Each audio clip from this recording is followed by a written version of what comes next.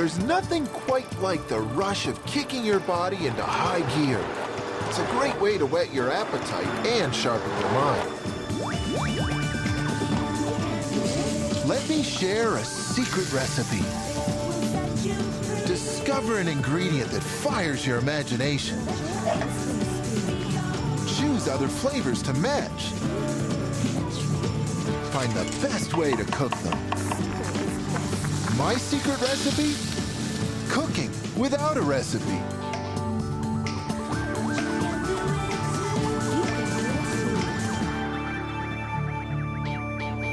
I hit the bike pretty hard today. I went looking for some new trails I'd heard about. Now it's time to fuel up with some more new ideas. And I know just the place, the kitchen. It's a great place for you to start a creative journey too.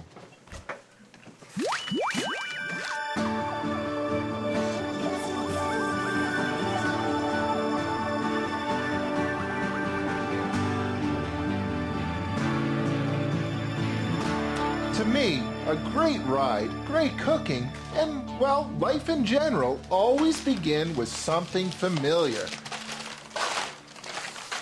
Like pork chops, and then something new. Because if you're looking for inspiration for dinner, perhaps the easiest place to begin is to simply ask yourself, well, what would I like to eat today? Something familiar, pork chops. And then ask yourself, what would I like to eat with these? And to answer that question, to find something new, I know just the place. You know, there are many flavors under the sun, and there's just as many ways to combine those flavors.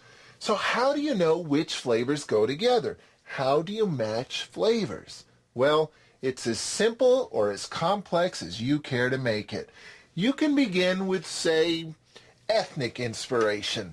For instance, Thai coconut curry broth with pork, a wonderful dish that I've enjoyed many, many times. Or you can simply look for similar ingredients, which is why bacon, sausage, and pork chops always seem to go together. Or perhaps the easiest way of all, look for the tried and true, something traditional, something classic, like apples and pork. Hey, certain flavors just go together naturally. Now, of course, there's 50 different ways that I can combine pork and apples. But today, I'm going to stuff the pork chops with apples. Now, to make an apple stuffing, I'm definitely going to need another kind of pork, some bacon or some sausage. Looks like all my bacon is frozen, so hey, Italian sausage just got promoted. I think I'll begin by browning off this sausage a little bit. I'll just chop it up, and then I'll work some onions in, maybe a little garlic, some other flavors, and then the apples. A splash of water will even the heat out in the pan so the sausage starts to cook evenly, so that ultimately it will brown evenly. Now these can go straight into the pan with the sausage, and that'll actually help the sausage get cooking as well, because I've added more moisture to this pan. Now I want to add brown flavors to this stuffing, not black burnt flavors, so I'm going to turn this down and be patient. I just remembered another way I like to match flavors. Accent what's already there. Since Italian sausage is loaded with fennel seed, it's the dominant flavor in Italian sausage, I might as well add some more fennel seed to it. As soon as I add the apples to the pan, their moisture content is going to lower the heat of the pan and the browning is over. That's why I've been so patient, because I love the flavor of caramelized pork and apples. Now at this point I need to soften those apples up. So I think what I'll do is perhaps add a splash of apple juice and a tight-fitting lid. I'm looking for something that will absorb moisture, something that will stiffen up that apple mixture so I can stuff away with it. Things like rices would work. All of these would work really well. But without a doubt, the simplest way to make a stuffing is with bread.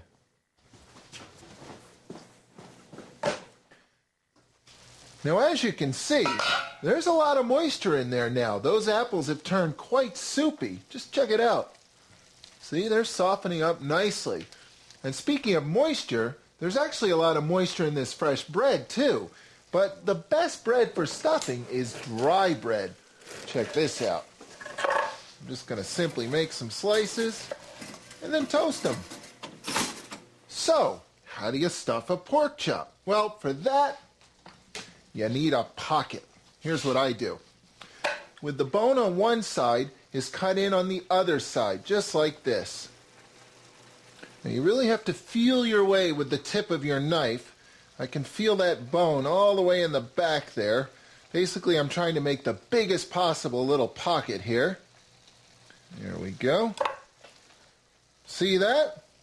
That's where the flavor's going. Now this bread has dried out nicely, and of course by toasting it I also added some more caramelized flavor. Just mix all this together. And now let's stuff some pork chops.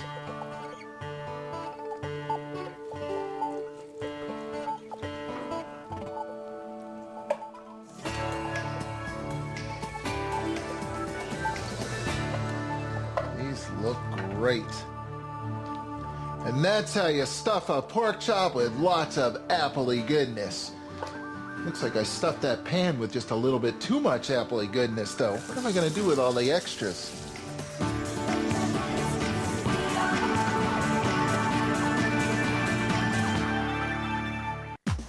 I've been riding hard all afternoon looking for new ideas. First on the trail and now in the kitchen.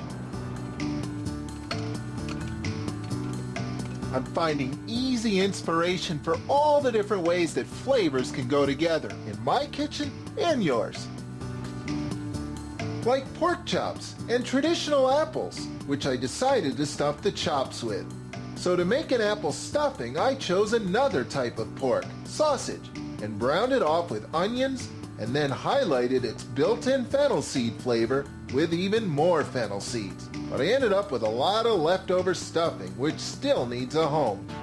In the fridge right now, I've got some beautiful apple stuffed pork. So hey, why not pork stuffed apple? Let's give the apples a chance to shine.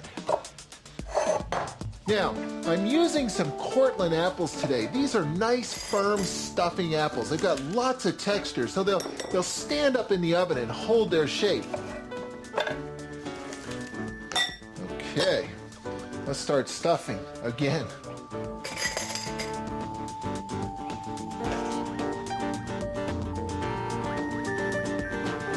There we go. And now all I have to do is bake these off. 350 degrees should do it.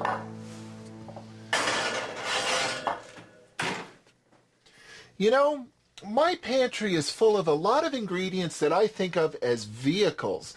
They're bland, neutral ingredients that really don't have a lot of their own flavor. They're at their best when they're carrying other flavors. Things like, well, pasta, for instance. I mean, pasta doesn't have a whole lot of flavor until you add some sauce to it.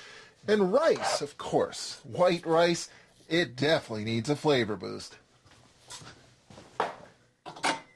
All you need is 1 cup of rice and 2 cups of water. It couldn't be simpler, but hey, why not take advantage of this flavor opportunity? Because water's not going to take us anywhere near Flavorville. Tomato juice, why not? So 2 cups of tomato juice. You know, as I look at this, it sort of has a southwestern feel to it. And since I often add an oil to my rice before I start cooking it, I've got just the ingredient. There it is. This is something I like to make now and then. It's a spice-infused oil, and this one just happens to be infused with cumin, a very common southwestern ingredient. For intense cumin flavor, simply combine a few spoonfuls of ground cumin seed in a very clean jar with a few cups of mild olive or vegetable oil. Shake, then gently heat in a simmering water bath for 30 minutes or so. For maximum flavor extraction, make sure the level of the simmering water equals the level of the oil in the jar. Strain the works,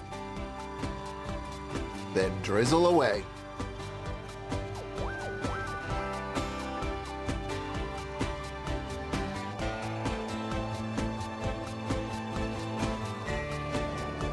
Cumin oil is great for sautéing as well. Now I've got some simple ingredients that are common in any kitchen that also have some southwestern roots: corn, green onion, lime, cilantro, red pepper, and a red onion. I'll sauté the red pepper and the red onion together, and then I'll add the corn, which only really needs to be heated through, and then the rest of this will come towards the end.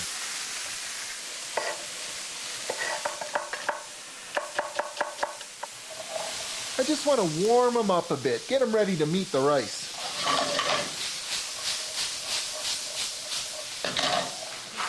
Okay, while I wait for that to soften up, I'll trim the corn up.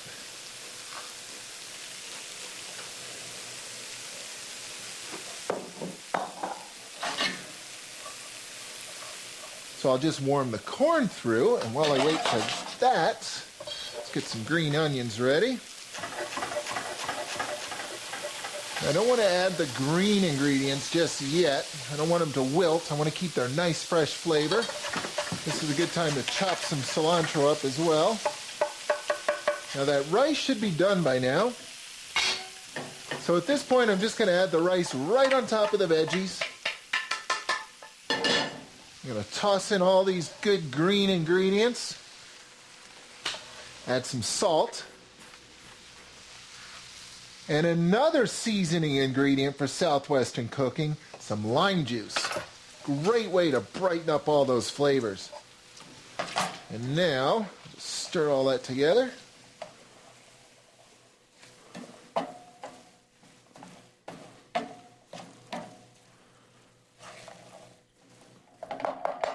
Now that looks amazing. It smells pretty good too, and I know it's going to taste good.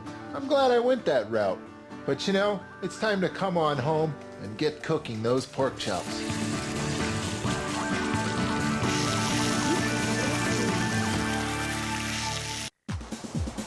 I had a great ride today. Found some new trails to explore. One of my all-time favorite things to do on a bike, in life, or in the kitchen. I've been looking at all the ways that I'm inspired to pair flavors and finding lots of new ideas. Like apple stuffed pork and pork stuffed apples, both featuring a tasty stuffing full of brown sausage and fennel seeds. I also transformed bland white rice into a tasty southwestern dish with cumin oil, red peppers, red onions, corn, and cilantro. I've been looking for inspiration for flavor pairings all day, but your cooking methods are also inspired by one simple thing: the ingredient. In this case, I'm inspired to do everything I possibly can to keep those pork chops moist, because the ingredient always inspires the technique. So the best way for you to cook pork chops is with what I call the high heat, low heat method. In other words, start by searing the pork chops, get lots of nice brown flavor on the outside of them, and then turn the heat down and finish them off low.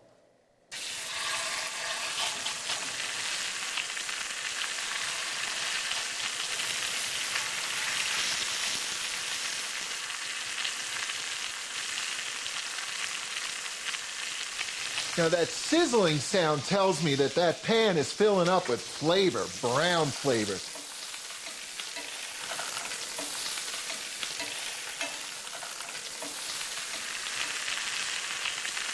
You know, my grandmother was legendary for her pork chops, and she never had any problem with dried out pork. I mean, what is it about today's pork that it dries out so easily? Why is today's pork different?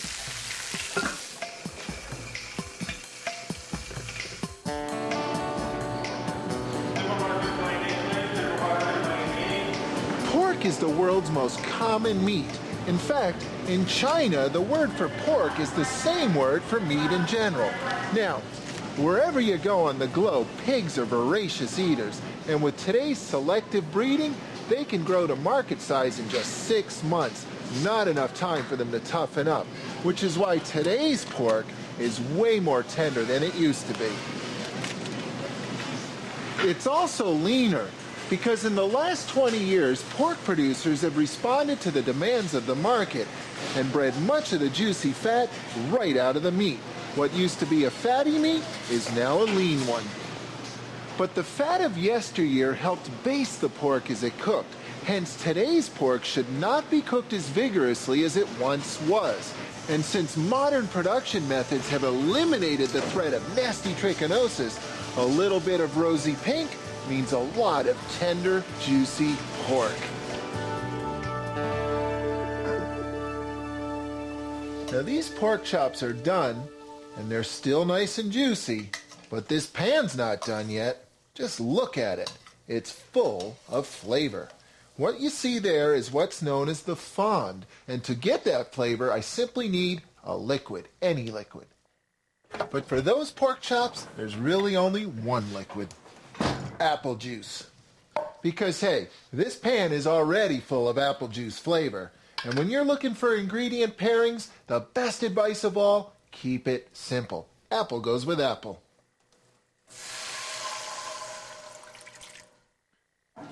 You know, as this apple juice reduces down into a beautiful sauce, it occurs to me that when you're pairing flavors together, there's two basic ways that you can do it. With complementary flavors, say flavors like apple and pork, or even all of those southwestern ingredients. But there's also contrasting flavors, flavors that accent other flavors. Flavors like, say, mustard with pork, huh?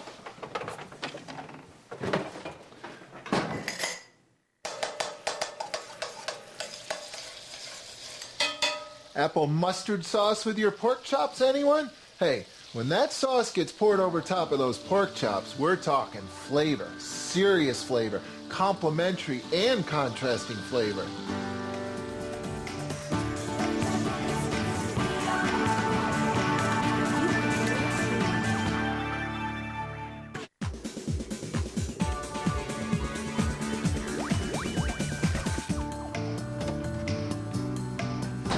Today I've been on a tasty journey looking for great ingredient pairings, and boy have I ever hit the flavor jackpot. These juicy pork chops were crying out for a traditional flavor mate, and now they're resting comfortably with apple stuffing. And then, as a variation on the theme, I decided to stuff apples with stuffing. And since the stuffing is stuffed with Italian sausage, and Italian sausage is stuffed with fennel seed, I decided to stuff the stuffing with more fennel seed.